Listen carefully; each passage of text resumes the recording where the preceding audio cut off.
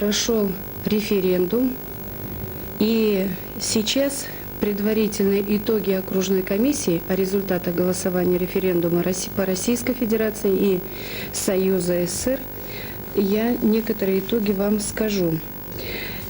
Прежде чем приступить к результатам голосования у нас на территории Нерюнгринского городского совета народных депутатов, мне хотелось бы сказать о тех районах республики, которые, в общем-то, вся республика принимала участие в референдуме, как российской, так и по союзной формулировке вопроса. И вот смотрите, значит, Ленский район проголосовало 81,4%, Аймикон 78%, Устьянский район 74%, Мирный 69%, Алдан 82%, Якутск 76% и наш город Нерюнгри 66,1%.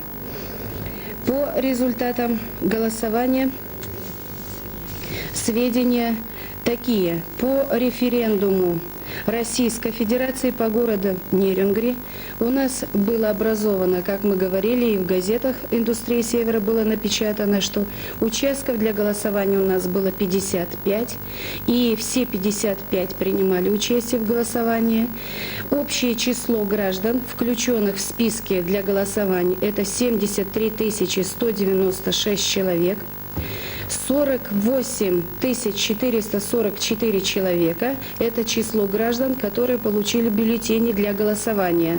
Из них 48 363 человека приняли непосредственно участие в голосовании. То есть где-то более десятка лиц получили эти бюллетени, но, значит, в урны для тайного голосования не были опущены бюллетени. По Российской Федерации число граждан, которые оставили в бюллетене ответ «да», это 36 130 человек. Число граждан, оставивших бюллетени в ответ «нет», 11 434 человека. И число бюллетеней, признанных недействительным, это 799 человек. Значит, что получается? По итогам, в процентном отношении, по референдуму проведения по Российской Федерации, значит, число граждан, которые оставили в бюллетене ответ «да», 74,7%. Однако следует отметить, что по закону о референдуме России указано, что следует учитывать те числа, которые я уже ранее говорила, что вот 73 196 человек – это общее число граждан, включенных в списки голосования, и учитывается, опять-таки, цифра – это число граждан, оставивших в бюллетене ответ «да» – 36 130. И в связи вот с этим у нас получается, что президентская власть, будем говорить по вопросу по Российской Федерации, и выходит, что проголосовала за президентскую власть, которая должна избираться всенародным голосованием, 49%.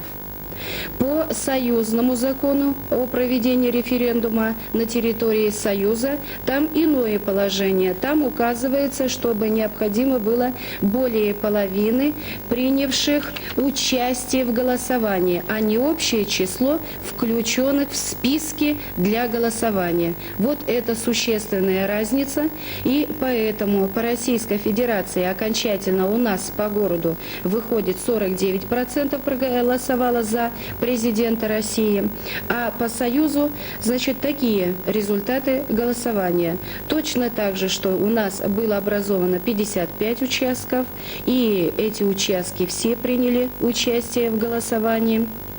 Общее число граждан, включенных в списки для голосования, это один и тот же, 73 196 человек. И списки, число граждан, получивших бюллетени для голосования, тоже такое же цифра, это 48 344 человека.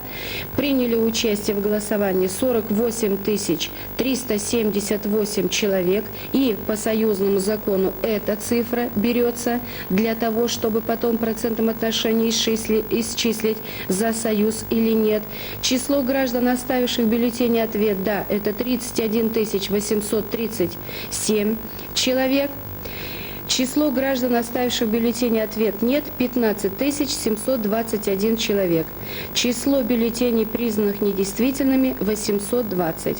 Таким образом, за референдум Союза, за Союз проголосовало у нас 65,8%.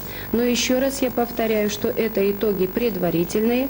У нас по городу Нерюнгри до настоящего времени как таковых сведений еще нет.